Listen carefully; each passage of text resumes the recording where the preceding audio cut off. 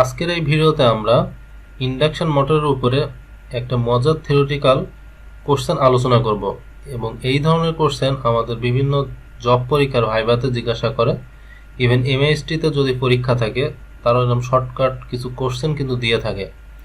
তো induction motor থেকে যখন ভাইভা পরীক্ষায় স্যাররা কোশ্চেন জিজ্ঞাসা করে, একটা কমন কোশ্চেন অলওয়েজ মাথায় ঘুরে, সেটা হচ্ছে যে স্যাররা বলে যে একটা ইন্ডাকশন মোটরের স্টার্টিং যে কারেন্টটা থাকে সেই কারেন্টটা রেটেড কারেন্ট বা রেকর্ড কারেন্টের চেয়ে অনেক বেশি হয় কেন, ব্যাখ্যা করো। তো আপনি যদি এই কোশ্চেনে অ্যান্সার না দেন তো আপনার কাছে এই জিনিসটা কিন্তু একটা অশোভনীয় মনে হবে, কারণ আপনি তো বুঝতেই পারছেন যে ভাইভা বোর্ড এমনি কঠিন জায়গা, তারপরেও আপনি এই কোশ্চেনে অ্যান্সার দিতে পারছেন না। সো আপনার সহজ সহজ কোশ্চেনগুলোও এবং তার অ্যান্সারগুলোও কিন্তু আপনার মনে থাকবে না। সো এই জন্য আমাদেরকে এগুলো নিয়ে একটু ঘাটাঘাটি করতে হবে এবং এটা ইম্পর্টেন্ট মনে করে কিন্তু আপনাদের জন্য আমি আজকে এনেছি। এবং এই কোশ্চেনটা দেখেন বিএফডিসির এক্সামে এসেছিল 2017 সালের। সো বুঝতেই পারছেন এই কোশ্চেনটা বেশ ইম্পর্টেন্ট। তো আর কথা বাড়াবো না, আমরা কোশ্চেনটা আরও একবার পড়ে আসি।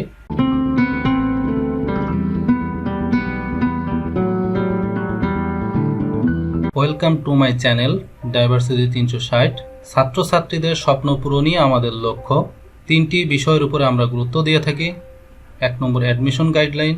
আপনি অ্যাডমিশনে ভালো ইউনিভার্সিটি চান্স পেতে চান, যেমন ঢাকা ইউনিভার্সিটি, বুয়েট, মেডিকেল, এগুলোর গাইডলাইন ভিডিও আপনি আমাদের চ্যানেলে পাবেন। 2 জব গাইডলাইন। ট্রিপলিতে বিএসসি শেষ করার পরে আপনি হতাশায় ভুগছেন, কীভাবে চাকরির প্রস্তুতি নেবেন, আপনি সবগুলো ভিডিও আমাদের এই প্লেলিস্টে পাবেন। ট্রিপলি কোর্স ওয়াইজ যে ভিডিও, যেমন VLSI lab, VLSI theory, DSP lab থেকে শুরু করে বিভিন্ন ধরনের ভিডিও আমাদের এই চ্যানেলে পাবেন। এজন্য আমার এই চ্যানেলের একটা মাত্র অবজেক্টিভ রেখেছি, তোমাদের সফলতা আমাদের প্রশান্তি। Why the starting current of an induction motor higher than the required current. অর্থাৎ শুরুর যে কারেন্টটা ইন্ডাকশন মোটরের, সেটা নর্মালি যে পরিমাণ কারেন্ট লাগে রানিং অবস্থায় তার তুলনায় অনেক বেশি কেন। তো এই জিনিসটা যদি আপনার বুঝতে হয়, এই কোশ্চেনের অ্যান্সার যদি জানতে হয়, তাহলে আপনাদেরকে ফুল ইন্ডাকশন মোটরের যে সার্কিটটা ছিল সেখানে ফিরে যেতে হবে। তো আমি রাইট সাইডে এখানে ইন্ডাকশন মোটরের ইকুইভ্যালেন্ট সার্কিটটা ড্র করার চেষ্টা করছি। শুরুতেই যদি আমি এটাকে ব্যাখ্যা করি, ইন্ডাকশন মোটরের যে ইকুইভ্যালেন্ট সার্কিটটা ট্রান্সফরমারের ইকুইভ্যালেন্ট সার্কিটের সাথে একদম হুবহু ম্যাচ করে, এবং এজন্যই এই ইন্ডাকশন মোটরের যে ইকুইভ্যালেন্ট সার্কিট বা ইন্ডাকশন মোটরকে অনেক সময় রোটেশনাল ট্রান্সফরমারও বলে। ভাইভা বোর্ডে একটা কোশ্চেন কিন্তু আরও জিজ্ঞাসা করতে পারে যে কেন একটা ইন্ডাকশন মোটরকে রোটেশনাল ট্রান্সফরমার বলে। কারণ হচ্ছে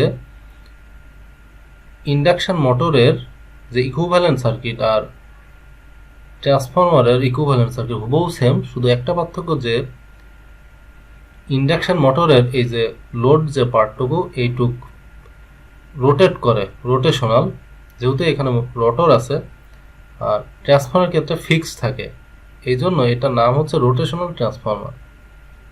যাই হোক, একটা কোশ্চেনে অ্যান্সার দিতে থেকে আরও একটা ভাইভা কোশ্চেন বা একটা থিওরিটিক্যাল কোশ্চেনে অ্যান্সার দিয়ে দিছি। মেইন কোশ্চেন আমরা ব্যাক করি, তাহলে এই পোর্শনটুকু আমরা বলি স্ট্যাটর পার্ট, আর এই পোর্শনটুকু আমরা বলি রটর পার্ট, আর এটা হচ্ছে কোরের যে পার্ট। তো স্ট্যাটর পার্টে এটা হচ্ছে R1, যেটা স্ট্যাটর কপার লস মিন করবে, এটা হচ্ছে R2/S, যেটা রটর কপার লস মিন করবে, আর এটা হচ্ছে RC, যেটা কিনা কোর লসটা মিন করবে। সো আমরা যখন টোটাল কারেন্ট বের করতে চাবো, মোটামুটি কারেন্টটা এই পাশ দিয়ে এই পাশ দিয়ে চলে আসে, প্যারালাল ব্রাঞ্চের মধ্যে খুব অল্প পরিমাণ কারেন্ট যায়। সো এটাকে আমরা নেগলেক্ট করতে পারি। সেই হিসেবে যদি আমরা একটা লুপ চালাই এখানে, তাহলে current I is equal to লিখতে পারি টোটাল যে ভোল্টেজ বাই টোটাল ইম্পিডেন্স দিয়ে ভাগ।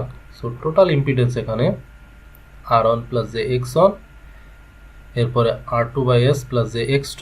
সো ইম্পিডেন্স দিয়ে ভাগ করলে এটা আসবে।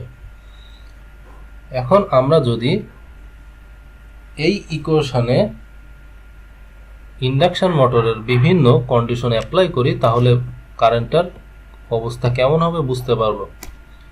তো শুরুতেই স্টার্টিং অবস্থায় যখন আপনি ইন্ডাকশন মোটরটা অন করতে চাচ্ছেন তখন স্লিপের ভ্যালু কি হবে? অন হবে, এবং স্লিপের এই ভ্যালুটা কিন্তু ম্যাক্সিমাম। তো বুঝতেই পারছেন যে স্লিপের ভ্যালু কিন্তু ম্যাক্সিমাম। সো স্লিপের value S is equal to যখন অন, তখন R2/S এর ভ্যালু কি হবে চিন্তা করেন তো। এস এর ভ্যালু অন মানে এস কিন্তু এখন ম্যাক্সিমাম পরিমাণ নিয়েছেন। এস এর ভ্যালু 1 এর চেয়ে বেশি হইতে পারে না, নর্মালি 1 এর তুলনায় কম, যেমন 0.98, 0.2, 0.05 এমন হইতে পারে। সো ম্যাক্সিমাম এস এর ভ্যালুর জন্য তাহলে এস এর ভ্যালু এখন ম্যাক্সিমাম নিয়েছেন, তাহলে ওভারঅল এই ফুল টার্মটা কিন্তু ডিক্রিজ করবে। কেন করবে? কারণ আপনি বড় একটা ভ্যালু দিয়ে R2-কে ভাগ করতেছেন। সো আমি চিন্তা করলাম যে R2/S এই টার্মটা কমতেছে। সো তার মানে নিচের টোটাল ইম্পিডেন্স সেখানে এই R2/S এর ভ্যালু কমতেছে। তো চিন্তা করেন তো তাহলে ইম্পিডেন্স টোটালটা কমবে কিনা, কারণ এই ভ্যালুটুক কমলে তো আসলে টোটাল ইম্পিডেন্সের সাথে যোগ আকার আছে। সো ভ্যালুটুক কমে যাবে, ইম্পিডেন্সের ভ্যালু কমে যাবে। সো টোটাল ইম্পিডেন্স যদি কমে যায় তাহলে কি হবে? কারেন্ট কিন্তু বেড়ে যাবে, কারণ বুঝতেই পারছেন যে ইম্পিডেন্স হচ্ছে কারেন্টের বাধা। সো ছোট জিনিস দিয়ে ভাগ করলে আসলে কারেন্টের ভ্যালু বেড়ে যাবে, এজন্য আমরা লিখছি কারেন্টের ভ্যালু বেড়ে যাবে। সো 1 নম্বর কোশ্চেনের অ্যান্সার কিন্তু মোটামুটি আমরা দিয়ে ফেলছি যে স্টার্টিংয়ে কেন হাই কারেন্ট ফ্লো করে। একটাই কারণ, স্টার্টিংয়ে হচ্ছে স্লিপ অন থাকে, কারণ স্টার্টিংয়ে অবস্থায় তো আসলে রটারের কোনো স্পিড থাকে না, ফুল স্পিডটাই হচ্ছে সিনক্রোনাস স্পিড, সেই জন্য অন থাকে। সো স্টার্টিংয়ে কেন এস এর ভ্যালু অন সেটাও যদি আমি একটু বুঝাইতে চাই থিওরিটিক্যালি, জাস্ট আরও একটু আমি ক্লিয়ার করি। এস ইজ ইকুয়াল টু আমরা জানি synchronous speed NS minus NR rotor speed by NS, এটা হচ্ছে স্লিপের ফর্মুলা, এটা হবে NS। সো এখন যখন স্টার্টিং শুরুতেই, তখন কি শুরুতেই কি আপনি রটর কি ঘুরে? না, শুরুতেই কিন্তু রটর ঘুরে না, তো রটর কিন্তু অফ অবস্থায় থাকে একদম শুরুতেই। সো এটা জিরো, সো এটা জিরো হইলে NS আর NS কাটাকাটি করলে কিন্তু এস এর ভ্যালু অন থাকে। তো এখন বুঝতেই পারছেন কেন এস এর ভ্যালু আমি স্টার্টিংয়ে অন নিয়েছি।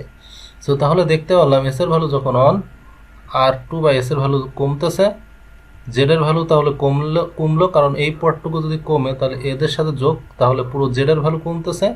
আর এই কমা ভ্যালু দিয়ে যখন ভাগ করবেন তখন নিশ্চয়ই আয়ের ভ্যালু বেড়ে যাবে। আয়ের ভ্যালু বেড়ে গেছে, এই জন্য আমাদের কোশ্চেনটা যেটা চাইছে আনসার স্টার্টিং কারেন্ট কেন বেশি, এটা পেয়ে গেছি। এখন এই কারেন্টটা যদি আমি রেটেড কন্ডিশনের সাথে কম্পেয়ার করি তাহলে কি দেখতে পাবো?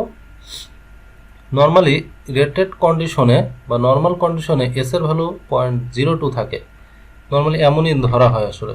কেন? কারণ এস এর ভ্যালু তো কখনো 1 এর চেয়ে বেশি হবে না, তাহলে 1 এর চেয়ে কম। তো নর্মাল কন্ডিশনের স্লিপটা নর্মালি 0.02 বা 0.03 এই রেঞ্জে হয়। সো ওই রেঞ্জের জন্য আমি যদি ধরে দেখি তাহলে বুঝতে পারছি যে এস এর ভ্যালু কিন্তু কম, কারণ আগে 1 নিচে এখন 0.02, তাহলে চিন্তা করেন এস এর ভ্যালু এখন অনেক কম। সো একটা কম জিনিস দিয়ে যখন আপনি R2-কে ভাগ করলেন তাহলে ফুল টার্মটা কি বেড়ে যাচ্ছে কিনা। সো ইনক্রিজ উপরের দিক দিয়ে আমি ইনক্রিজ বোঝাচ্ছি। সো R2/S কিন্তু বেড়ে গেছে। সো R2/S যখন বেড়ে যাবে ফুল ইম্পিডেন্সটা আসলে বেড়ে যাবে, কারণ সবগুলো টার্ম যোগ আকারে আছে, সেই জন্য দেখেন ইম্পিডেন্সটা বেড়ে গেছে। এখন ইম্পিডেন্স যদি বেড়ে যায় তাহলে বড় একটা জিনিস দিয়ে ভাগ করলে কিন্তু কারেন্ট কমে যাবে। সো এর জন্য আমি এখানে দেখেন কারেন্ট কমানো দেখাইছি। তাহলে কোশ্চেনটাতে আমার যেটা বলছিল নর্মাল কন্ডিশনে আমার কারেন্ট কমে, কিন্তু স্টার্টিংয়ে অনেক কারেন্ট বেশি থাকে, তো হাই কারেন্ট ফ্লো করে। সো এই জন্য আমরা বলতে পারি যে ইন্ডাকশন মোটরের স্টার্টিং কারেন্টটা অনেক বেশি হয়। আশা করি সবাই বুঝতে পারছেন। আপনি যদি আমার এই চ্যানেলে নতুন হয়ে থাকেন অবশ্যই সাবস্ক্রাইব করবেন এবং পাশের বেল আইকনটি প্রেস করবেন, কারণ আমি যখনই নতুন ভিডিও ইউটিউবে আপলোড দিব আপনি সাথে সাথেই ভিডিওটা দেখে নিতে পারবেন, আপনি আপনার প্রস্তুতিটাকে অনেকটা স্ট্রং করে ফেলতে পারবেন। আর কোথাও কোনো বুঝতে অসুবিধা হইলে এই ভিডিওর কমেন্ট বক্সে আপনি আপনার কোশ্চেনটা করবেন, আমি আনসার দেওয়ার চেষ্টা করব। ধন্যবাদ সবাইকে। আসসালামু আলাইকুম।